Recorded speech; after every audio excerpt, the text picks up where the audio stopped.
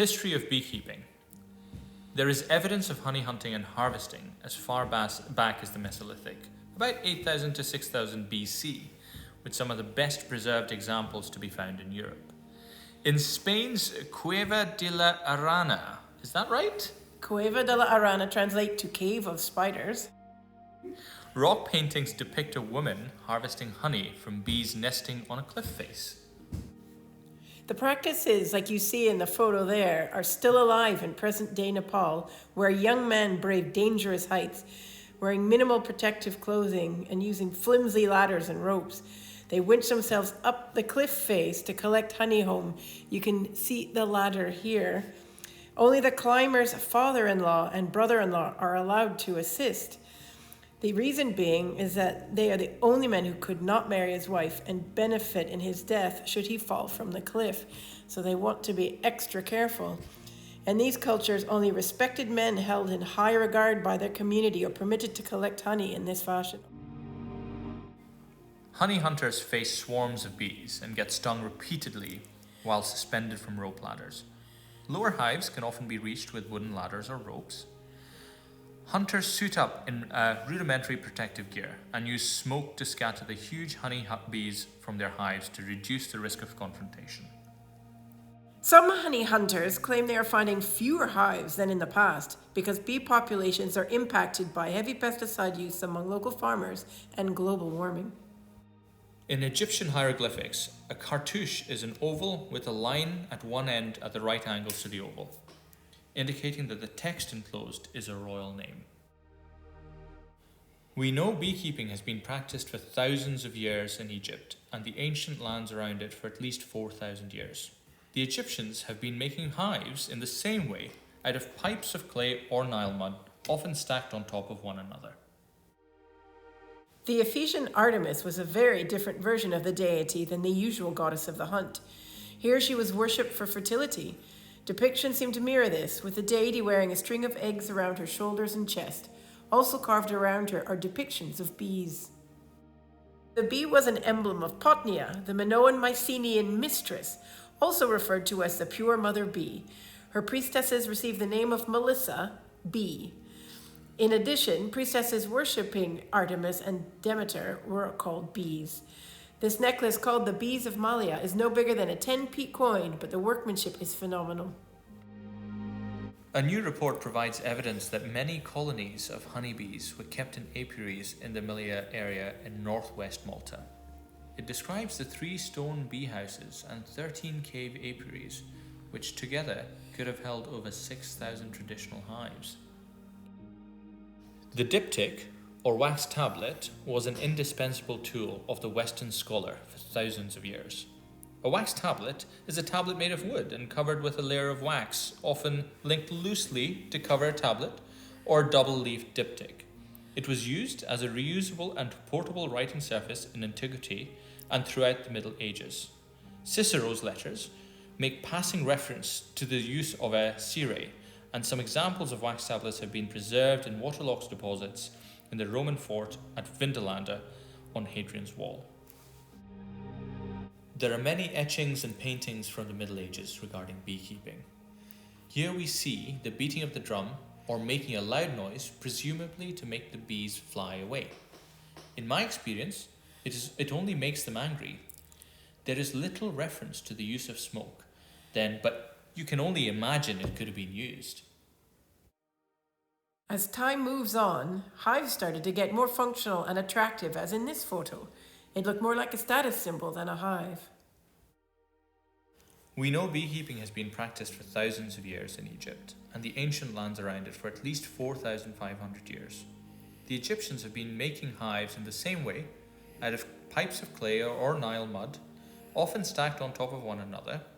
These hives were moved up and down the Nile depending on the time of year, allowing the bees to pollinate any and all flowers which were in season. Special rafts were built for moving these hives, which were stacked in pyramids.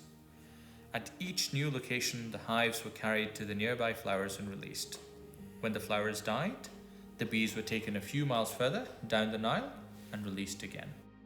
Tradition has it that beekeepers talk to their bees, be it insane ones or sane ones. As this picture shows, beekeepers have been talking to their bees about people who've passed away. This is to remember them, but also to inform their bees about people who've gone before us. Some of the old techniques are seeing a bit of a revival. The use of skeps in terms of old traditional use of beehives, or even gums, which are just practically hollowed out pieces of wood or logs. And these are coming back into fashion with people using them, and they are useful and practical in terms of what they do. Tanzania, the use of beehives is not only for food and wax, but to protect their crops from elephants. All the hives are connected, and therefore if one gets disturbed, the other hives are alerted and the poor elephant gets several stings. We all know elephants don't forget, therefore the crops are safe, at least from elephants. Religion and beekeeping have gone hand in hand for centuries. Not only was the honey used as nourishment, but the wax made the best candles. The common people used tallow, animal fat, to light up the houses, and it was dirty and smelly.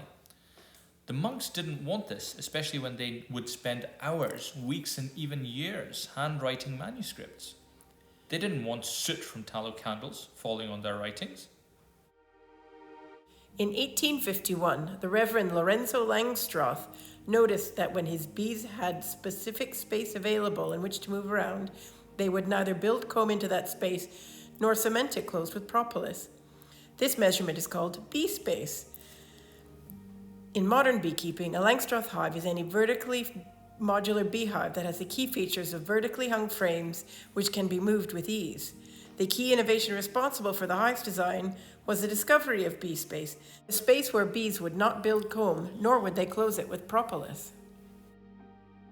The flow hive is a beehive designed to allow honey to be extracted, simply by turning a lever. Although you continue to have to use ordinary animal husbandry when it comes to beekeeping, the hive does not need to be opened for honey extraction, and the bees are not disturbed. Mr. Smith of Innerleithen in Peebles developed this hive. He worked in one of the big Victorian houses dotted around there. In those times, anything that was easy to come by and cheap was used when it came to beekeeping. Legend has it that there were plenty of empty champagne boxes to use. I don't know who was drinking them, but at least he got those boxes and was able to make beehives out of them. In recent years, beekeeping has become a popular hobby in back gardens.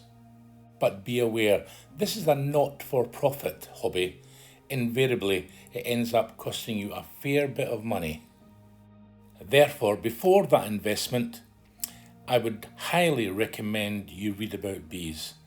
An excellent book is Beekeeping for Dummies.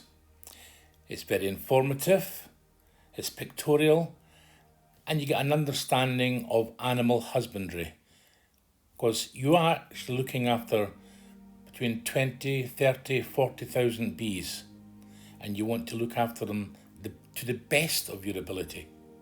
I would also recommend joining a local beekeeping society. There are many about.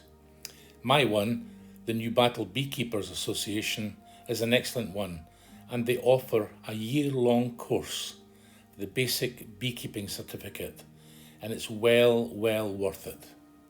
Beekeeping is a spring, summer and autumn pastime, with little to be done in the winter time. So why not use this time productively and be informed?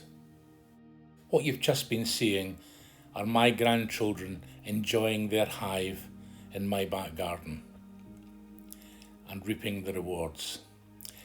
Don't be alarmed at the lack of gloves or protective clothing. Fortunately, I'm an experienced beekeeper. I picked the correct time of day between 12 and 2 on a very sunny summer's day when the bees are out and they're at their most passive. We don't normally go in showing so much flesh. Enjoy beekeeping. Enjoy the rewards of beekeeping, as I have for many years. See you out there.